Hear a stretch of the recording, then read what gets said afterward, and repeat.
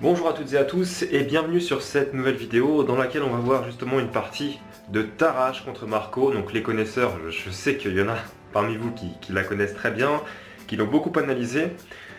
Donc avant toute chose, avant d'en parler un peu plus en détail, je tiens vraiment à remercier pour leurs dons, donc Macarniste, Victor Mounier, Marcel Garcia évidemment, et Gérald Latour. Donc merci à vous pour vos dons qui vont permettre à la chaîne de continuer, puisque je pense que vous en êtes rendu compte, le travail qui se fait dessus est de plus en plus important et représente beaucoup de temps finalement, d'investissement personnel, etc. Donc c'est vraiment grâce à vous que la chaîne peut continuer à progresser et que je vais pouvoir mettre du contenu de très grande qualité finalement dessus, qui va permettre à tout un chacun de progresser. Et donc tout le monde peut vous remercier. Donc merci vraiment chaleureusement, ça m'a fait très plaisir de recevoir vos dons et ça m'a montré qu'il y a des gens qui sont vraiment investis et qui veulent vraiment que la chaîne se développe et que tout le monde puisse progresser aux échecs.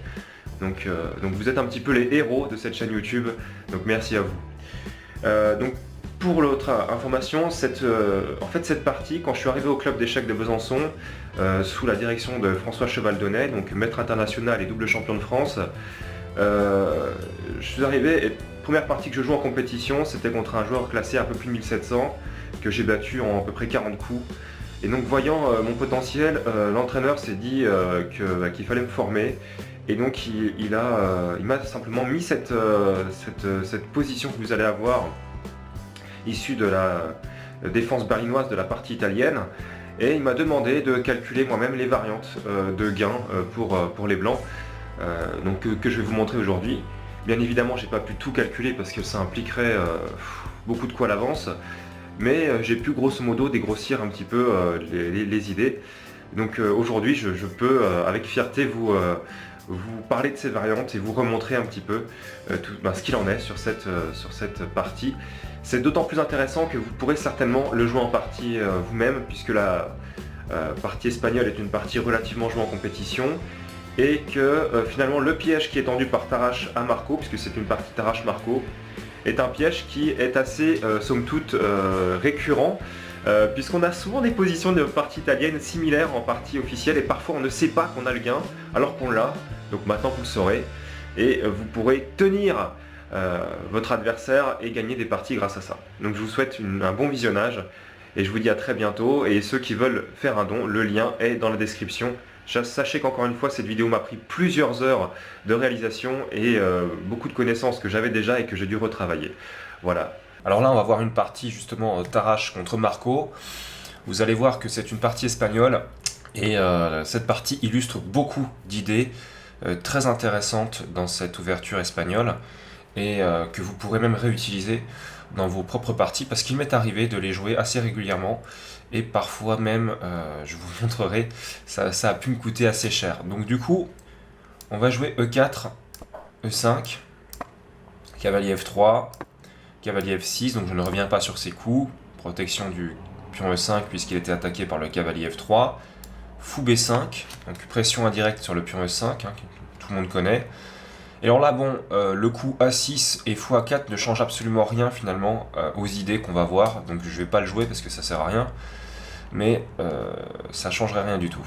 Ok, D6, D4, donc on fait pression sur le centre, et fou D7, et là déjà, ok, sur fou D7, on va déjà constater une chose, c'est que si on fait fou prend, qui est la grande idée hein, ici, fou prend, pion prend, dame prend, tour prend. Si on fait cavalier prend, on se retrouve assez bête. Après fou prend, E4, on n'a pas gagné ce fameux pion E5. Et le pion E5 est la clé de voûte de cette ouverture. Il faut, pour les blancs, tenter de le capturer, ou alors avoir un autre plan qui nous est donné par Stockfish ou encore Magnus Carlsen, qui est de jouer assez rapidement la poussée sur D5.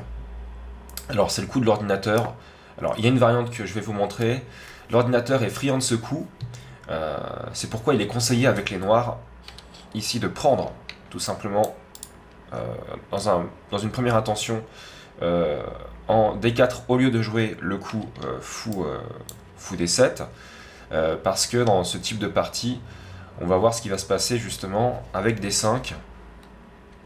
Alors, je me permets voilà, de mettre cette variante avec D5. Donc cavalier E7, fou prend donc, D7. Donc on échange le fou de case blanche, le mauvais fou pour les blancs, le bon fou pour les noirs. Dame prend et C4. Et on a un avantage d'espace au centre pour les blancs dans cette configuration qui n'est pas négligeable. Il n'y aura plus la possibilité pour les noirs de venir jouer fou G4. Bon, de toute façon qui n'est pas très utile ici. Mais voilà, un inconvénient aussi, ça va être de développer les pièces pour les noirs. Ils n'ont pas beaucoup d'espace pour le faire. Ils vont certainement à terme essayer d'attaquer avec F5. Donc ça va prendre un peu de temps, etc. Donc c'est beaucoup plus agréable à jouer avec les blancs parce qu'on peut faire tout de suite petit roc, développer les pièces et essayer d'aller pousser B4, C5. Voilà. Donc c'est une idée qui peut arriver assez rapidement. Ok, donc on va pas revenir dessus. On va remettre la partie à fou D7 et comprendre donc cette idée que D5 est jouable. C'est déjà un coup qui est intéressant. Mais on a un coup qui va être joué par Tarrasch, qui va être finalement plus piégeux et qui va amener peut-être des possibilités. Donc cavalier C3, le but de cavalier C3 c'est tout simple, hein, c'est pas développer une pièce, c'est de protéger le pion E4 pour remenacer.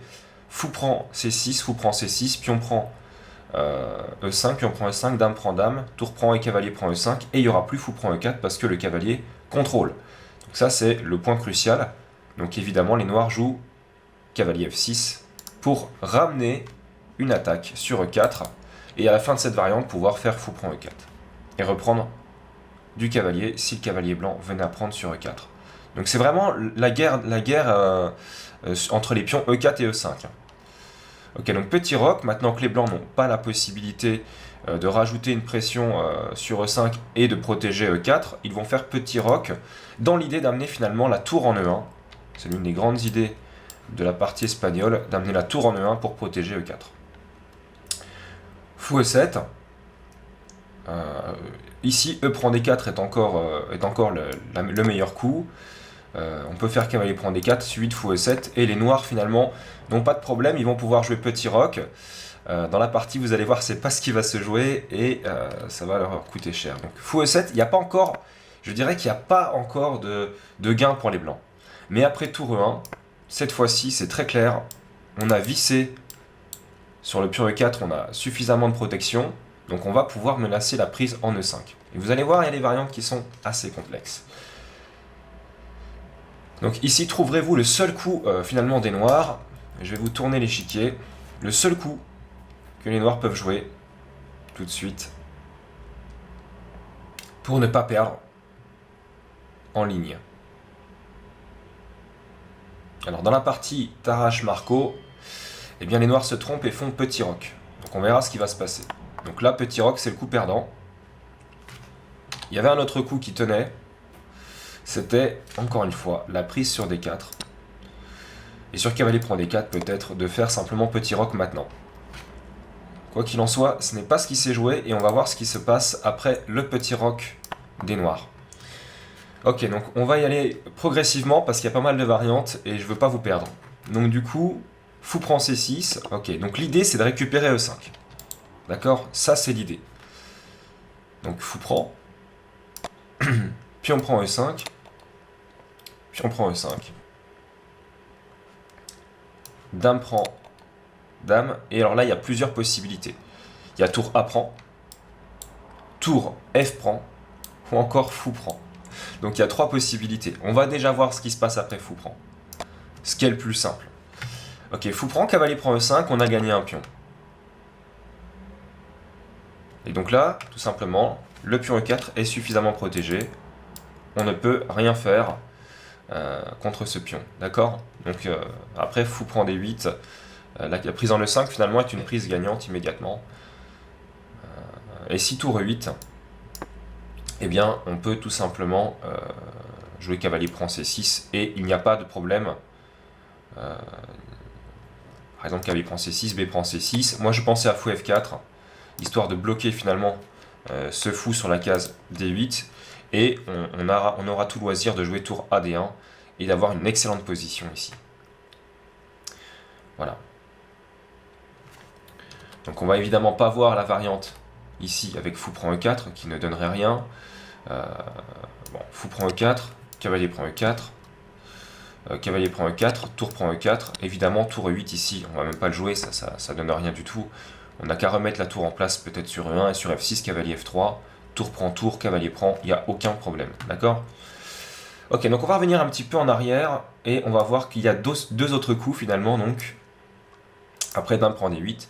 Le premier coup, c'est ce qui a été joué dans la partie, c'est ce qu'on va voir tout de suite, tour A prend D8. Ok, donc tour A prend D8. Tour A prend D8, c'est un coup assez logique finalement, puisque on garde la tour F, peut-être pour pousser F5 plus tard, en tout cas peut-être que c'est ce que pensait Marco, et la tour A qui ne joue pas finalement, qui n'est pas active, va jouer sur D8, d'accord. Donc ici, cavalier prend E4, cavalier prend E5, pardon, et fou prend E4. Donc là, cette fois-ci, on joue fou prend E4 pour récupérer le pion, attaquer le pion C2, etc. Et on va rentrer dans un système de variantes extrêmement complexe. Donc le premier, c'est cavalier prend E4. Premier coup, cavalier prend E4. Et ici, il va y avoir un problème après le coup. Donc surtout pas tour prend E4. Est-ce que vous voyez ce qui se passe sur tour prend E4? Donc il y a effectivement tour D1 et ça va mater. Donc on est obligé de jouer cavalier D3. Et là, on constate deux choses. Une attaque sur E4 et derrière lui, une attaque sur E7. Les deux pièces sont en prise. Donc F5 pour protéger. Et là, quel est le coup des blancs à votre avis?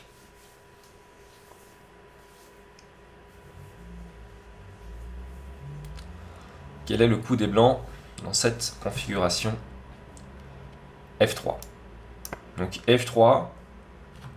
Et là, il y a deux grandes idées.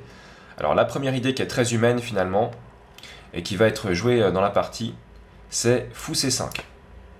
Et oui, l'idée c'est que le fou est placé derrière, qu'il est attaqué si jamais le cavalier part. Donc qu'est-ce qu'on va faire? On va le mettre en C5, il va donner échec. Échec au roi, ici. Et après, on se dit qu'on pourra déplacer le cavalier et survivre, finalement, sans perdre de pièces. Bien sûr, c'est une analyse erronée, puisque dans cette configuration, il y a un gain pour les blancs, et je vous laisse le chercher. Alors, essayez, s'il vous plaît, d'aller un petit peu plus loin et de voir véritablement le gain de la pièce. Donc, vous pouvez prendre 5 minutes, mettre pause et calculer pendant 5 minutes les possibilités que vous avez ici. Alors, vous gagnez soit la qualité, soit une pièce nette si les noirs essaient de s'accrocher à la qualité. Allez, on y va. Cavalier prend C5, évidemment, premier coup. Cavalier prend.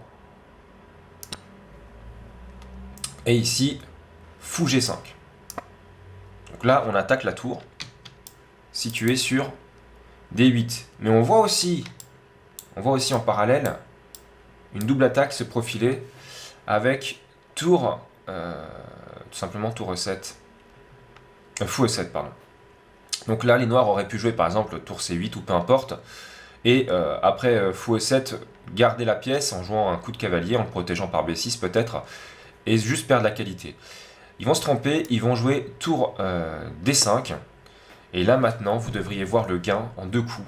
Le coup finalement qui va introduire un plan de gain en deux coups. Le gain de la pièce en C5.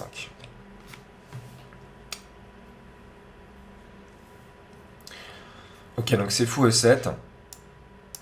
Double attaque. Ça c'est le coup logique.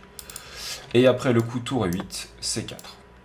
C4, et finalement la tour ne peut plus continuer à protéger le cavalier, puisque cette colonne est prise par la tour, et le pion prend la seule autre case disponible pour cette fameuse tour qui permettait de protéger le cavalier. Donc la tour part, et fou prend C5 avec une perte nette d'une pièce. Donc il aurait mieux valu laisser la qualité, même si c'était déjà complètement perdant. Alors évidemment, on va quand même voir que roi F1 ne marche pas. Alors je parle même pas de roi H1, qu'on verra peut-être dans une autre variante. Mais roi F1 ne fonctionne pas, parce qu'il y a alors un excellent coup pour les noirs, et je vais vous demander de le chercher. Alors n'oubliez pas que la colonne est ouverte. Et n'oubliez pas que sur la reprise, ici, le pion va attaquer le cavalier, et la tour va faire échec. Donc au final, le seul coup ici, enfin la seule idée, c'est de mettre ce fou noir à l'abri sur cette fameuse diagonale pour pouvoir permettre de capturer le cavalier blanc qui viendrait couvrir sur F2 après la prise. Donc du coup, comment est-ce que l'on joue pour mettre ce cavalier hors de la prise du cavalier blanc?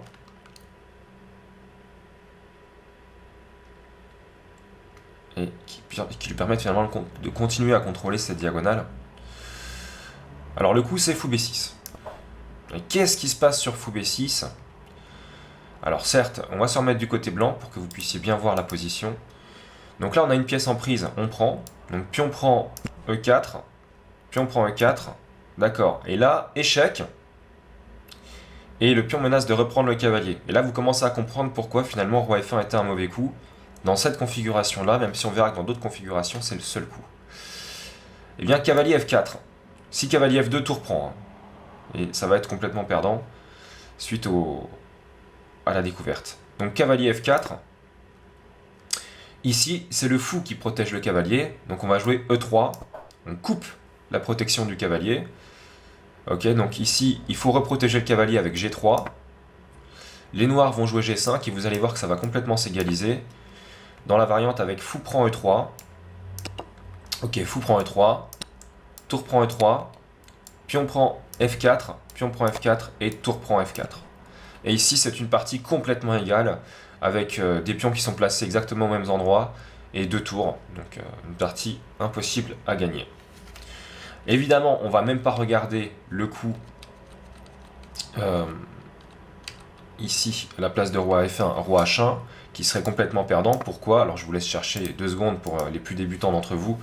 L'idée de gain ici.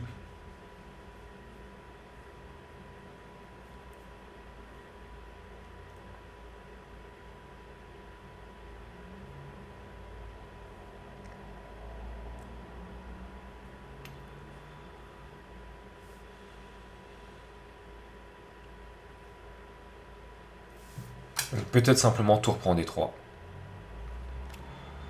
Peut-être simplement tour prend D3, pion prend D3 et cavalier part. Par exemple sur F2. Donc ce serait pas possible. Sur tour prend D3, il faudrait faire pion prend ici.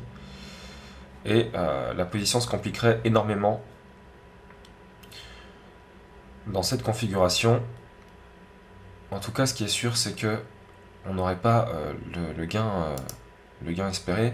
Je pense quand même à cavalier F2 échec, on peut voir ça. Cavalier prend, fou prend. Voilà. Avec un avantage noir, tour F1 peut-être, mais il ne pourra jamais reprendre. Puisqu'on a la tour qui peut venir sur D1 à les mater. Donc finalement avantage noir quand même ici. Dans cette configuration, après peut-être tour E8, fou D4, qui permet de mettre une pression. Les noirs vont faire subir leur adversaire avec les blancs. Donc ok, on va pas rentrer là-dedans, c'est pas du tout intéressant, roi H1 de toute façon. On va préférer voir autre chose. Donc après F3, dans cette configuration, je vous ai montré le coup fou C5, qui est un coup qui a été joué par Marco, donc qui a abandonné d'ailleurs après C4 dans cette configuration-là. Après C4, Marco a abandonné. Et on va revoir sur F3 un autre coup finalement qui aurait pu être joué, qui m'a été joué par un maître personnellement qui s'était pris cette variante. Il m'a joué fou H4. Et en fait, d'ailleurs il a gagné la partie après G3. Donc il attaque les 2 pièces, cavalier prend, pion prend, fou prend. Ici, tour E7 pour attaquer les pions, mais c'est protégé par le fou. Et dans cette configuration, peut-être tour FE8 pour revenir sur la case E2. Donc tour prend forcé, il n'y a pas le choix. Je ne vais pas prendre sur C7 puisqu'il y a le fou. Tour prend. Et ici, j'avais joué fou D2. Et les blancs sont théoriquement gagnants, mais le problème c'est que les noirs ont la possibilité de menacer quand même, de pousser des pions. Et c'est pas si simple que ça finalement de continuer cette partie, même avec une pièce de plus et 2 pions de moins. Voilà. On peut se tromper encore. Donc fou H4 est la meilleure variante. On va revenir un petit peu en arrière. Alors cavalier prend E5. La meilleure variante ici, donc on voit que c'est pas fou prend E4 qui perd. La meilleure variante selon l'ordinateur, c'est de jouer le coup fou D7. Le coup fou D7 qui permet de venir remettre le fou en E6 et d'essayer d'avoir un petit peu de jeu comme ça avec les noirs. Le fou est mieux placé en E6. Ok, donc ça c'est une idée. Et qu'est-ce qui se passerait donc sur l'autre coup, le fou prend E4, cavalier prend E4 ici. Je vous laisse chercher le gain pour les blancs dans cette configuration. Est-ce que vous voyez le coup qui gagne?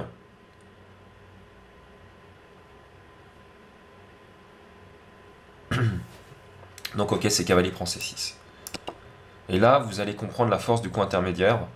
Après cavalier prend C3, eh bien, tout simplement, la possibilité de jouer cavalier prend E7, échec, très important, intermédiaire. Le roi part sur H8, puis on prend C3, on a 2 pièces de plus, on est complètement gagnant. Voilà, donc pour cette variante. On va revenir un tout petit peu en arrière, donc. On va revenir un tout petit peu en arrière. Et on va voir donc l'autre continuation finalement après dame prend D8 qui est la continuation avec tour F prend D8. Donc on avait vu tour A tout à l'heure. D'accord, donc cavalier prend E5, même idée. Hein. Et donc qu'est-ce qui se passerait? Alors bon, l'ordinateur nous donne le coup fou E8 avec un avantage blanc quand même certain vu qu'on a, un pion central qui est très intéressant en E4. Mais les noirs ont la paire de fous et donc finalement c'est quand même, ça se joue encore. On va dire que c'est pas complètement perdu. Alors, au lieu de fou E8, si on essaie de récupérer le pion ici, après cavalier prend E5 par fou prend E4, qu'est-ce qui se passe? Même variante, hein, même idée en fait. Cavalier prend E4, cavalier prend E4, et ici cavalier D3, surtout pas tour prend E4 puisqu'il y aurait tour D1. Donc cavalier D3, avec encore une fois l'attaque sur les 2 pièces qui arrive. Donc ici F5, toujours F3, et ici donc on pourra revoir fou H4 ce qui va se passer, donc on va peut-être le voir d'ailleurs tout de suite. Fou H4, G3, cavalier prend G3, pion prend, fou prend, et ici simplement tour E2, qui permet... non pas tour E7 puisqu'il y aurait roi F8 et la tour devrait repartir. Donc tour E2 simplement pour retirer simplement la deuxième rangée ici. Donc alors sur tour E7, je montre quand même que vous puissiez le voir. Il y a peut-être roi F8 ou encore même fou D6 hein, qui peut tout à fait être jouable. Ok. Donc on revient un petit peu en arrière. Et c'est fou C5 qui va être joué. Donc après fou C5, là, quelle va être l'idée? Tout à l'heure, on avait vu cavalier prend C5. Mais ici, la tour n'est plus sur F8. Il n'y a plus de tour sur F8, donc on pourra, et puis de tour sur D8, donc on ne pourra plus jouer fou G5, gain de temps sur la tour D8, puis fou E7 pour gagner la qualité ou la pièce. Donc c'est plus possible de jouer comme ça. Donc maintenant, le bon coup, ça va être effectivement, je vous laisse chercher un petit peu, mais je pense que vous l'avez trouvé, le coup roi F1. Et on verra que dans toutes les configurations, ce coup-là n'est pas possible. Et je me le suis pris notamment dans une configuration où j'avais joué H3, et vous verrez ce qui va se passer, je vous montrerai ça après. Donc ok, ici la meilleure idée en fait c'est tour prend D3, qui donne la qualité, donc pion prend, cavalier F6, le cavalier repart, tour E5, et quand même les blancs sont extrêmement bien ici, ils ont une position même complètement gagnante. Donc on va revenir un petit peu en arrière. Ok, donc. Sur roi F1, tour prend D3 est probablement le meilleur coup. On peut tenter encore tour F8. Donc on va voir ce qui se passe sur tour F8. Qu'est-ce que vous faites? Est-ce que vous faites pion prend ou est-ce que vous jouez autrement? Ici dans cette configuration. En fait il y a un coup qui est très fort. Il y a deux idées, il y en a une qui est assez compliquée. Et il y en a une autre qui est beaucoup plus claire au niveau du plan.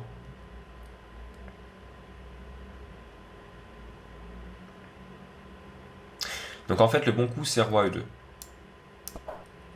Pour certains, apparemment tour E2 est jouable aussi, mais c'est beaucoup plus complexe. Ok, donc roi E2. On continue à avoir l'attaque sur les 2 pièces, et on se défait finalement de cette idée de prise. Alors qu'est-ce qui se passe sur prise?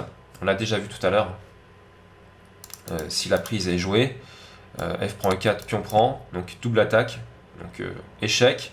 Le cavalier en D3 est attaqué. Si cavalier F4, on retombe sur la même variante qu'avant. E3, G3, G5. Et vous allez voir, c'est la même partie nulle. Fou prend, tour prend.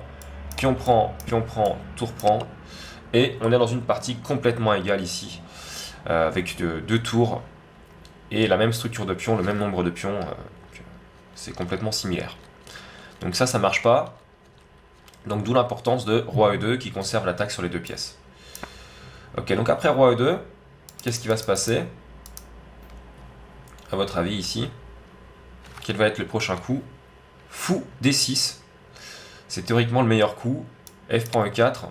F prend E4, donc attaque sur le cavalier en D3. Cavalier F2 va être joué.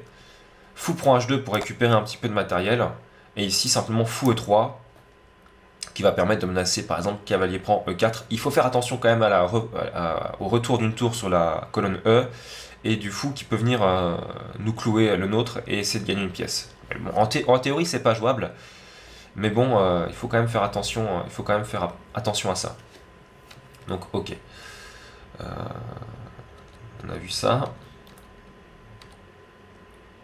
Donc, le gain simplement avec roi E2. Alors, je vais vous montrer justement, maintenant, une partie dans laquelle, après F3, en fait, j'avais déjà joué H3. Donc, imaginez que ce pion n'est pas ici, mais qu'il est là. On va le mettre ici, ce pion. Et ici, donc, tout content de ma préparation, je vois fou C5 arriver dans une partie que je joue. Donc ce pion est ici. Et là, tout à coup, je change de couleur. Parce que, effectivement, normalement, c'est gagnant. Mais si H3 a été joué, et dans l'espagnol, vous savez que c'est théorique parfois de jouer H3, eh bien, je me rends compte que sur roi F1, qui semblait gagner la pièce, ici, ça ne marche plus. Parce que si je joue roi F1, il peut jouer cavalier. Donc imaginez que ce pion n'est plus là, mais ici, il peut jouer cavalier, G3, échec et mat. Donc faites extrêmement attention à ce type de variante, dans laquelle, si vous avez joué H3, ça ne tient plus. Le gain du pion E5 ne tient plus. Donc si H3, vous mettez H3 égale barré, prise en E5. Il ne faut surtout pas le jouer. Voilà. Parce qu'il y aura cavalier G3 mat. Le fou contrôlant absolument toutes les cases ici, et le cavalier contrôlant les deux autres cases qui restent, donc c'est échec et mat. Donc dans la partie, j'avais dû jouer roi H2 et cravacher et finalement perdre, puisque simplement je perdais en ligne, quoi. Ok, donc on va voir autre chose. Donc tour F8, effectivement, n'allait pas. On a vu les idées sur tour F8. On va quand même le revoir. Donc tour F8, donc le coup a été joué tour F8. Et donc on a vu roi E2, on a vu F prend E4, et je vais quand même vous montrer tour E2. Donc l'idée en fait apparemment c'est d'empêcher un coup comme cavalier F2, que je n'ai pas trop compris d'ailleurs. Tour AD8 peut être joué, c'est un coup intéressant, vous allez voir. Et ici, quel serait votre coup? Et alors là c'est extrêmement intéressant. Là on est dans quelque chose de très intéressant. Une variante, vous allez voir, qui va donner, qui va être extrêmement intéressante. Donc après le bon coup roi E1, on gagne encore. Mais si on se trompe et qu'on fait F prend E4, à votre avis, quelle serait l'évaluation de la position ici? Eh bien la partie serait nulle. Vous ne vous trompez pas, la partie serait nulle. Et pourquoi? Ok, donc pion prend. Cavalier F4. Donc surtout pas cavalier F2. Qu'est-ce qui se passe sur cavalier F2? Je vous laisse chercher ce qui se passe sur cavalier F2. Quel est le coup des noirs qui permet de gagner ici? C'est très très fin. C'est le genre de combinaison qu'on trouve dans pas mal de bouquins pour débutants. Tour D1. Le cavalier F2 est cloué. Donc tour E1. Tour prend F2 intermédiaire. Roi G1. Et tour prend E1 mat. D'accord? La tour F2 est protégée par le fou en C5. D'accord, donc on va revenir sur cette variante. Cavalier F2 va pas, donc cavalier F4. Et qu'est-ce qui se passe après cavalier F4? Tour D1 échec. D'accord? Vous allez voir, c'est assez hallucinant. Tour E1. Tour prend C1. Eh oui, c'est le coup de la position. Tour prend C1. Tour A prend.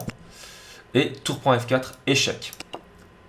Roi E2, et alors là, quel est le coup des noirs? Eh bien tout simplement, tour F2 échec.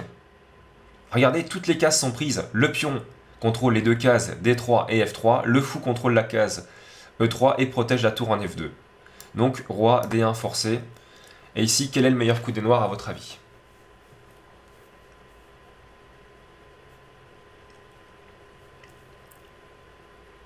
Le meilleur coup des noirs, c'est E3, qui menace donc échec et mat sur D2. Donc la meilleure défense, en fait, après analyse, c'est tour E2, et les noirs obtiennent la nulle avec tour F1, tour E1, tour F2, etc. Donc ça va être une partie nulle. Ok, donc on va voir justement ce qui peut se passer si on ne fait pas tour E2. Qu'est-ce qu'on peut jouer d'autre? Admettons qu'on fasse le coup, moi j'avais pensé à tour G1, qui est un coup comme un autre.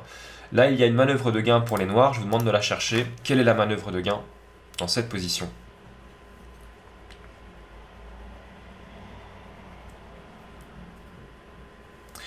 La manœuvre, en fait, ça va être de recycler ce fou et de le faire menacer des choses. Donc en fait, fou D6, ok, qui menace la prise du pion H2.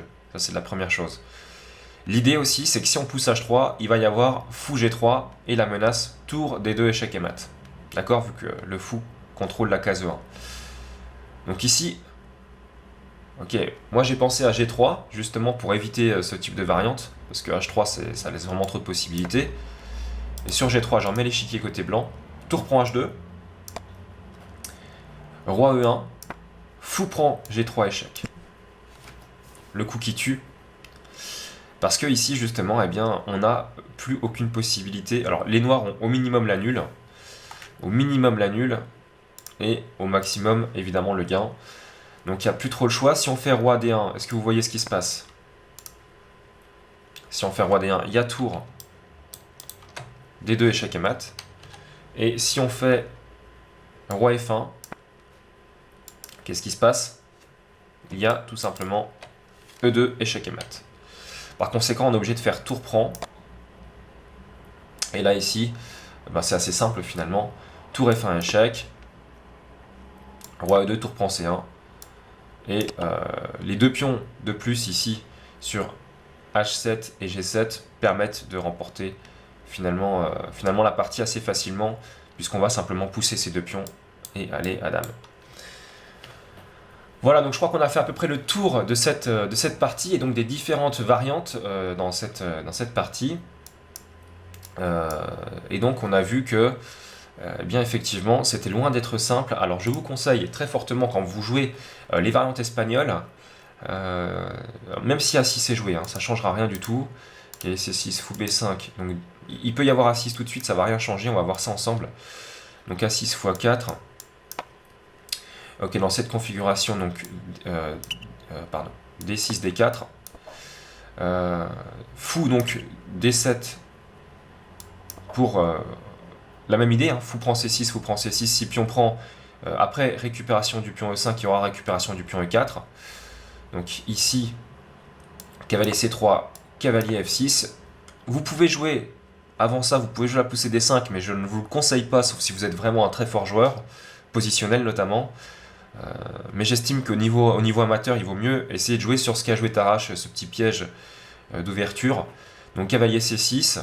Donc là maintenant on peut plus protéger suffisamment E4. Donc petit roc fou E7, tour E1. Jouer cette ouverture là. Et ici, si les noirs se trompent et au lieu de faire pion prend D3, ils font petit roc, alors dans ce cas-là, vous pourrez gagner assez facilement avec l'idée du coup de prise en C6, suite prise. Alors on va voir, hein. Ça change rien du tout à 6 à 4. Donc fou prend intermédiaire, fou prend, pion prend, dame prend, et on retombe sur la même variante. Le pion A6 ne change absolument rien à la position. En revanche, on va voir justement ce qui se passe avec H3. Donc petit roc, admettons qu'il y ait H3 qui soit joué peut-être ici, nouvelle variante, et je sais pas, on va mettre un coup purement fantaisiste de genre tour B8. Alors là dans ce cas là ça ne marche plus, vous allez voir pourquoi. Fou prend, pion prend, dame prend, alors tour, on va faire tour prend, cavalier prend, fou prend, cavalier ici, F5, F3, donc je montre assez vite la position, fou ici échec. Et donc alors, on va peut-être plutôt échanger, je vais échanger la position avec l'autre tour, que vous puissiez bien voir, que ça soit bien clair. Donc ici, si je fais roi F1, qui normalement est le coup qui gagne, vu que j'ai deux pièces qui sont attaquées du côté adverse, donc le cavalier en C5 et le cavalier en E4 et le fou en C5, protégé par ce cavalier en E4. Si je fais roi F1, il y a tout simplement cavalier G3 échec à mat. Pas mal, enfin... Bon. Donc c'est la démonstration même que si H3 est poussé, ne jouez surtout pas ce plan-là, parce que ça ne fonctionne plus. Voilà, donc je pense qu'on a fait à peu près le tour maintenant définitivement de cette ouverture. Voilà, donc ce qu'il faut connaître pour essayer de gagner finalement au niveau amateur sur cette espagnole ou cette berlinoise, peu importe qu'A6 ait été joué ou non. Donc voilà, je vous souhaite de belles parties et j'espère que ce schéma qui est à connaître par cœur vous permettra de gagner plusieurs parties sur l'espagnol.